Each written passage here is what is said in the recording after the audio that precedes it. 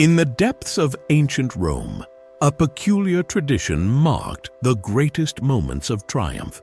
Consider this scenario. A victorious general parades through the streets, crowned with laurels, celebrated as a living god. But behind him stands a slave, whispering words that would seem strange in such a moment of glory. Memento mori. Remember, you are mortal. Yet these same Romans built one of history's most confident and enduring civilizations. Their secret? A philosophy we now call Stoicism. A philosophy that didn't just teach confidence, but built it from the ground up. Today, we're going to explore 12 Stoic habits that will help you develop unshakable confidence. Not the shallow, Instagram-perfect kind of confidence, but the deep, lasting kind that withstands life's greatest challenges. The type of confidence that doesn't crack under pressure, but grows stronger with every obstacle. Before we start, remember this. True confidence isn't about being better than others. It's about being better than your previous self. As Marcus Aurelius once wrote in his private journals, waste no more time arguing about what a good person should be. Be one. Let's begin with our first habit. Stop comparing yourself to others. You know that feeling when you're scrolling through social media and suddenly your accomplishments seem meaningless. There's an ancient Japanese concept called wabi-sabi that embraces imperfection as beauty. It perfectly aligns with what Epictetus taught about comparison. He said, if you want to improve, be content to be thought foolish and stupid. Let me share a story from ancient China.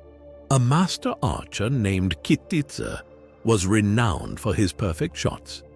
One day, a young archer challenged him to a contest.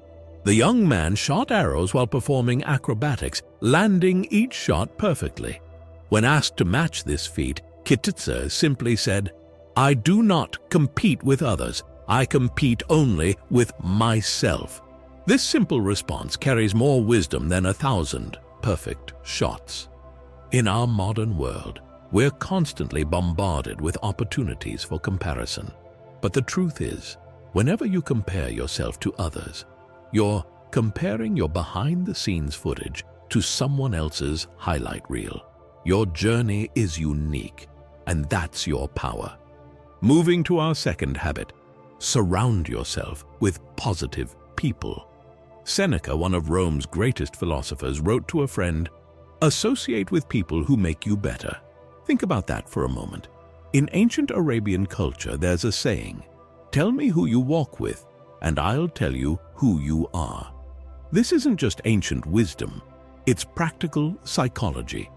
Consider the story of Zaid, a merchant from medieval Baghdad. When his business failed, instead of seeking comfort among fellow failed merchants, he spent his days in the booming marketplace, learning, observing, and gradually rebuilding his confidence through positive associations. Within a year, he restored his business and exceeded his previous success. Your environment shapes you more than you might realize. Just as a garden can't flourish in poor soil, your confidence can't grow in toxic surroundings. Look around you right now. Are the people in your life building you up or breaking you down? Our third habit is one that often surprises people. Take care of your body. Despite being the most powerful man in the world, Marcus Aurelius never forgot to emphasize the connection between physical and mental strength. The soul becomes dyed with the color of its thoughts, he wrote. But he also understood that the body houses these thoughts. In ancient Sparta, physical training wasn't just about preparing for battle. It was about building unshakable confidence. But here's what most people miss. It wasn't about achieving perfect bodies.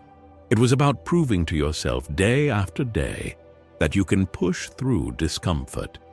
There's a beautiful story from Zen tradition about a monk who wanted to achieve enlightenment. His master told him to first tend to the temple garden for a year.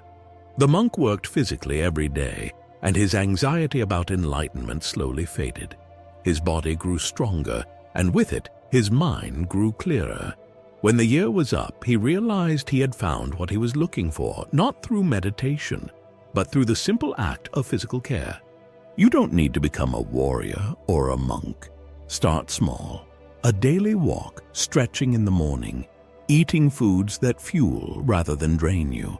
Your body is the only permanent home you have in this world. When you care for it, you send a powerful message to your subconscious. I am worth taking care of.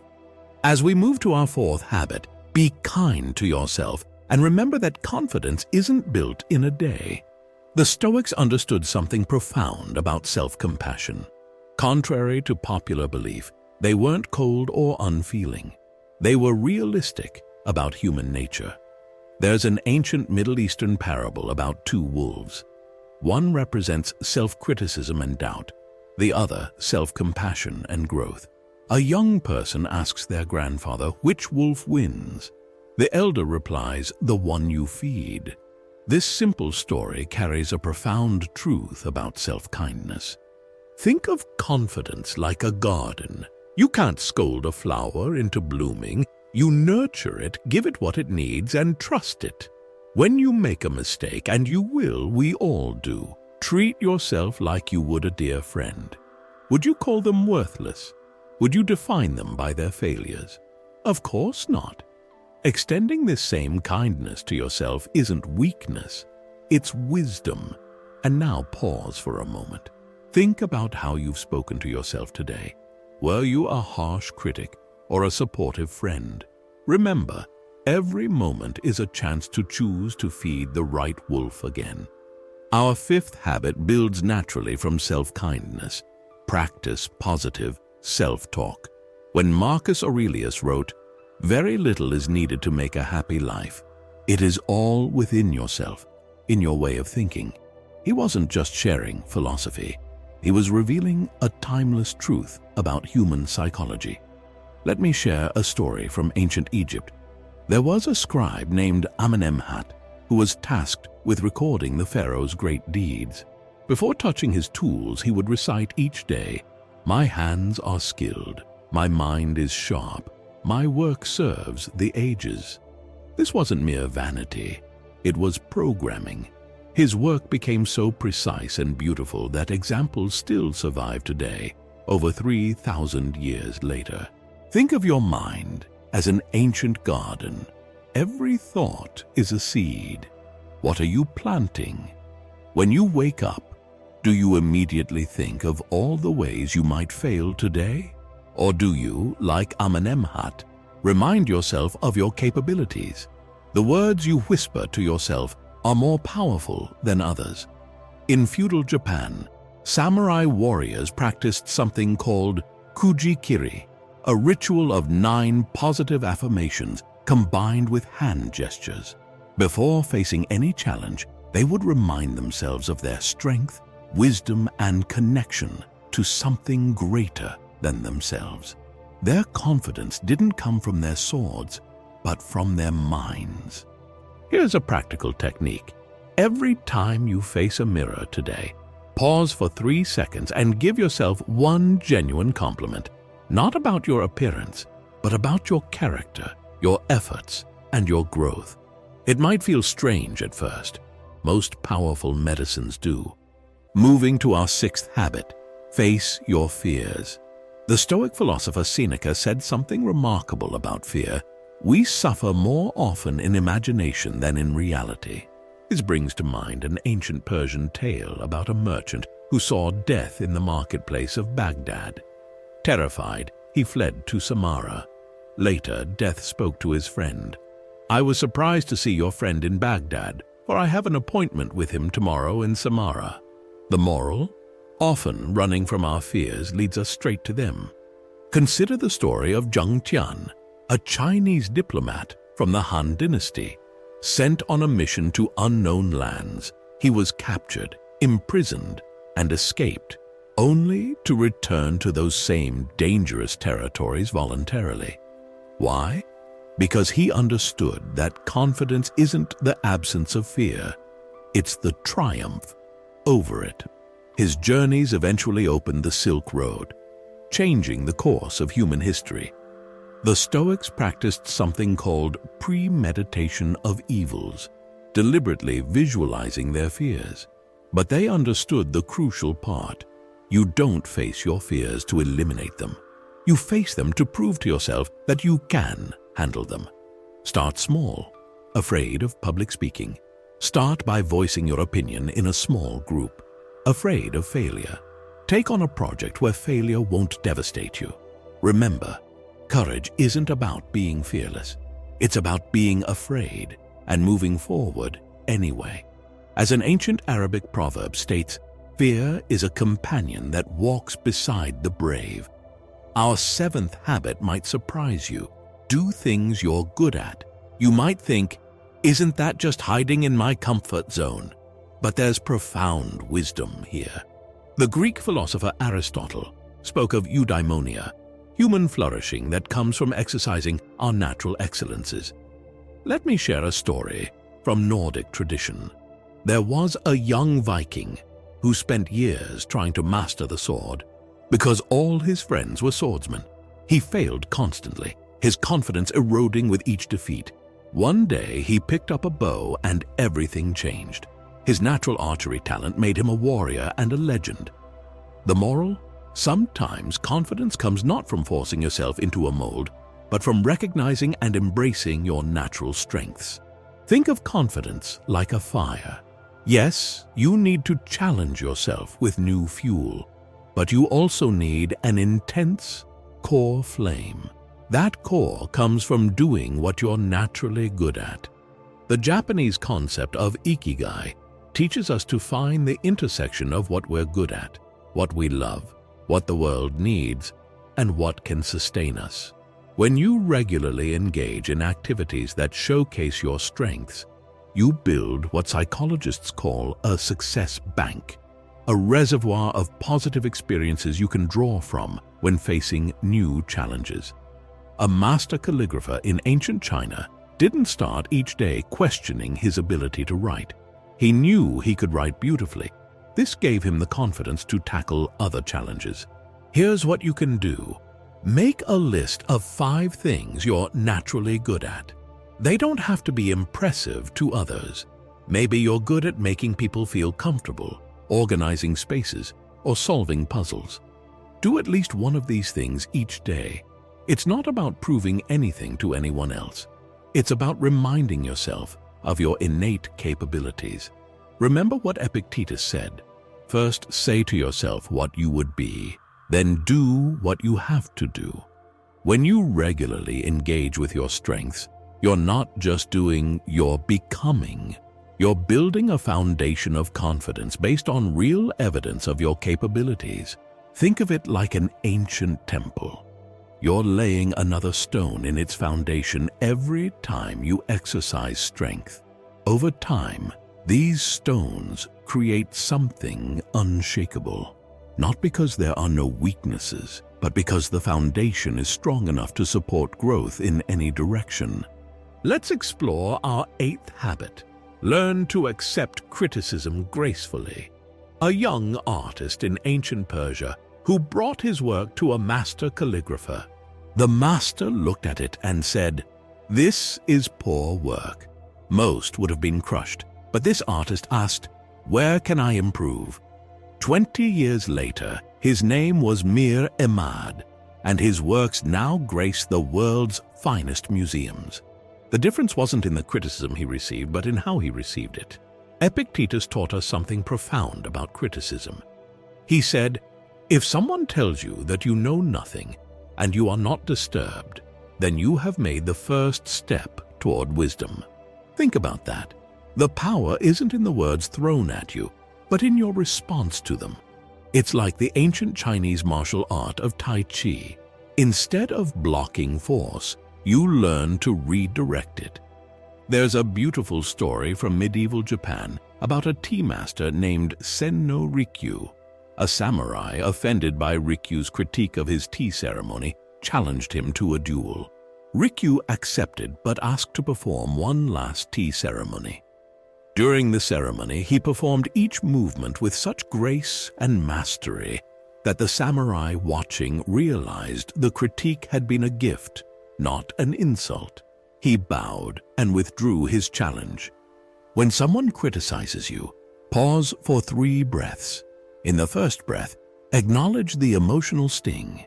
In the second breath, ask yourself, is there something here I can learn? In the third breath, remember that criticism often says more about the giver than the receiver. This simple practice can transform criticism from a confidence destroyer to a confidence builder. Moving to our 9th habit, set realistic goals. The Stoics understood something crucial about human psychology. We need progress to feel confident, but that progress must be achievable. Marcus Aurelius wrote in his journals, "Progress is not achieved by luck or accident, but by working on yourself daily." Let me share an ancient tale from the African kingdom of Mali. A griot, a storyteller, named Jabari, wanted to memorize all the stories of his people, thousands of them. His teacher gave him wise advice. Don't try to swallow the ocean. Start with a cup of water each day. Jabari began learning one story each morning. 10 years later, he became one of the most celebrated griots in Mali's history. His confidence came not from the magnitude of his achievement, but from the consistent attainment of small, realistic goals. Think of confidence as building a pyramid. The ancient Egyptians didn't start with the capstone. They started with a solid foundation and added one perfectly cut block at a time. When you set realistic goals, you're cutting those blocks to size. Too big and they won't fit. Too small and the structure won't rise. Here's a powerful technique from Zen tradition, the 1-degree shift. Instead of trying to transform your life overnight, focus on improving by just 1 degree each day. Want to become more confident in public speaking? Don't start with a TED Talk. Start by speaking up once in a small meeting. Want to write a book? Don't start with a trilogy. Start with 1 page a day. The Stoics had a practice called progressive overload, gradually increasing challenges while staying within realistic bounds. Think of the ancient Greek wrestler Milo, who built his legendary strength by carrying a growing calf every day until it became a bull. His weight increased gradually, and his body adapted naturally. Our 10th habit takes us deeper. Challenge negative thoughts. In ancient India, there was a practice called pratipaksha bhavana, the art of replacing negative thoughts with positive ones, but not in a superficial, wishful thinking way. Instead, it was about questioning the very foundation of our negative assumptions. Consider this story from Sufi tradition. A wise woman was known for her unshakable confidence. When asked about her secret, she said, "Each morning I meet my 2 great teachers, doubt and fear. I ask them, 'What do you have to teach me today?' Then I listen, learn, and let them go." She understood that negative thoughts aren't enemies to be vanquished, but messengers carrying noteworthy information.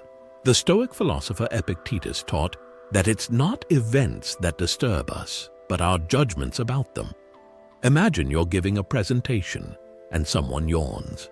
The negative thought says, "I'm boring everyone." The Stoic response would be to question this. Are they tired from staying up late? Did they just finish a heavy lunch? Is my interpretation based on evidence or insecurity? Here's a practical technique I call the ancient court of reason. When a negative thought arises, put it on trial. What's the evidence for this thought? What's the evidence against it? If a friend were in my situation, what would I tell them?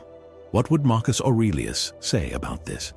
This habit becomes particularly powerful when combined with understanding cognitive distortions, those mental traps that ancient philosophers recognized long before modern psychology named them. Catastrophizing. The Stoics had an antidote, premeditatio malorum, preparing for difficulties while maintaining perspective. Let me share another story, this time from ancient China. A pottery master was known for creating perfect vessels. When asked about his secret, he said, "I used to see every imperfection as a failure. Now I see each one as a question. What can this teach me about my craft?" His confidence came not from eliminating negative thoughts, but from transforming them into tools for growth. Moving to habit 11, celebrate small wins. In ancient Bhutan, there was a tradition of starting each day by celebrating 5 small things before leaving bed. This isn't just positive thinking, it's neural programming. Every time you acknowledge a win, your brain releases dopamine, strengthening the neural pathways associated with success and confidence. There's a powerful story about Alexander the Great that isn't often told. Before each major battle, he would gather his troops to celebrate their previous victories and small daily acts of courage. The soldier who helped a comrade, the scout who found a better path, the cook who kept spirits high with a good meal. He understood that confidence is built not on rare moments of glory, but daily moments of progress. The Japanese concept of kaizen, continuous improvement through small steps, teaches us that major transformations happen through minor victories accumulated over time. Think of confidence like a mosaic. Each small win is a tile. Individually, they might seem insignificant, but they create a masterpiece together. Here's a practical technique used by ancient Roman generals, the victory journal. Each night, write down 3 wins from your day. They don't need to be spectacular. Maybe you spoke up in a meeting, chose a healthy lunch, or showed patience in a difficult situation. Over time, you'll build a written record of your progress, evidence that you're more capable than your doubts suggest. Remember, the oak that stands confidently against the storm didn't grow overnight. It celebrated each new ring of growth, each new branch, each new leaf. Your confidence will grow similarly, one celebrated victory at a time. Our final habit brings everything together. Focus on continuous growth, not perfection. There's an ancient Japanese concept called wabi-sabi that finds beauty in imperfection. A master potter named Tanaka once created a bowl with a slight asymmetry. Instead of discarding it, he highlighted the imperfection with gold, creating something more valuable than a perfect bowl could ever be. This is the essence of our final habit. Understanding that true confidence comes not from being flawless, but from embracing continuous growth. Let me share a profound story from ancient Tibet. A young monk was frustrated with his meditation practice, complaining to his master that his mind wasn't perfectly still. The master poured tea into the monk's cup until it overflowed. "Like this cup," the master said, "you're so full of expectations about perfection that there's no room for growth." This simple lesson carries the heart of Stoic wisdom about confidence. It's not about reaching a perfect state, but about maintaining steady progress. Marcus Aurelius wrote something remarkable in his private journals. Does the sun concern itself with the opinions of shadows? This wasn't arrogance, it was liberation from the pursuit of perfection. The sun grows brighter each day, not worrying about whether it's perfect, but focused entirely on its natural purpose of giving light. Consider the ancient Egyptian concept of ma'at, the principle of continuous balance and growth. The Egyptians didn't see life as a journey to perfection, but as a constant balancing act. Their confidence came not from being perfect, but from getting better at maintaining this balance each day. Think of confidence like the Nile River. It doesn't try to be perfect. It simply flows, adapting to each bend and obstacle, continuously moving forward. Here's a practical technique I call the growth spiral, inspired by ancient Greek architecture. Each day, focus on improving one small aspect of yourself by 1%. Don't try to revolutionize your entire being. Just like the spiral patterns in Greek columns, each small improvement builds upon the last, creating something beautiful and strong.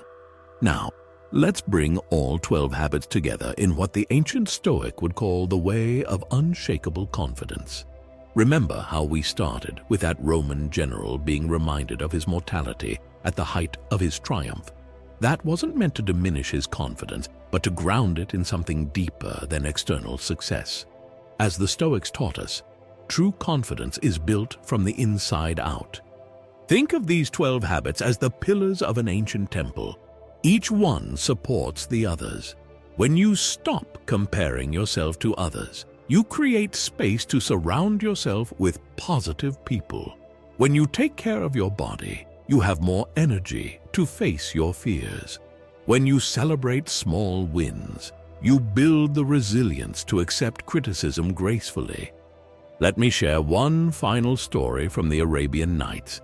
There was a merchant who spent his life searching for a magical gem that would give him unshakable confidence.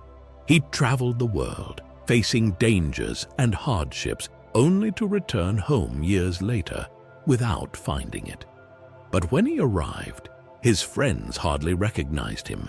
The journey had transformed him into someone of remarkable confidence and wisdom. The search itself had created what he was looking for. This is the more profound truth about confidence. It's not something you find or achieve. It's something you build day by day, habit by habit.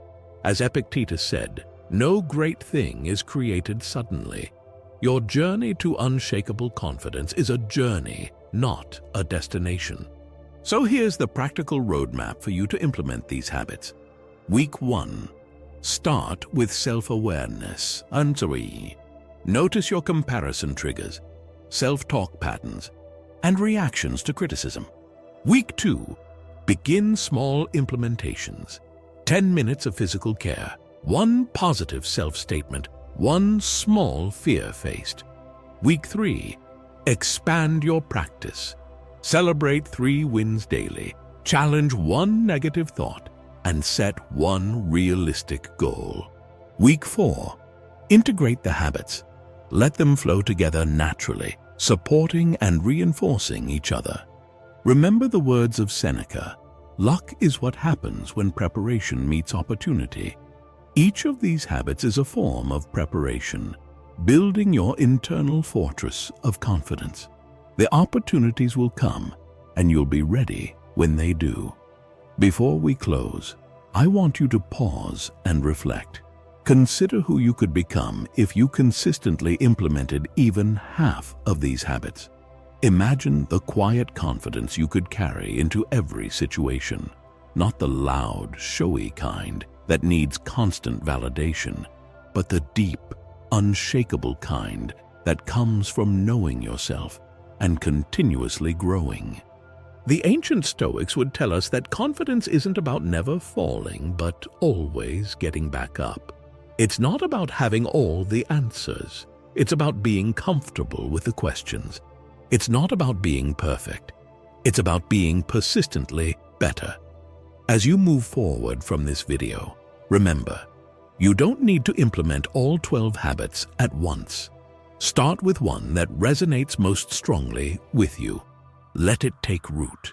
Then add another and another. Like the ancient Chinese bamboo tree that seems to do nothing for 4 years before shooting up 90 feet in 6 weeks, your confidence will grow slowly at first, then surprisingly quickly.